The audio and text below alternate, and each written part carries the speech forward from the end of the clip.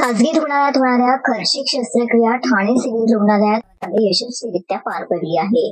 ठाण्यात राहणाऱ्या योगेश तांबे या 19 वर्षीय मुलाच्या उजव्या पायाच्या गुडघ्यावरती जन्मजात हाड वाढले होते.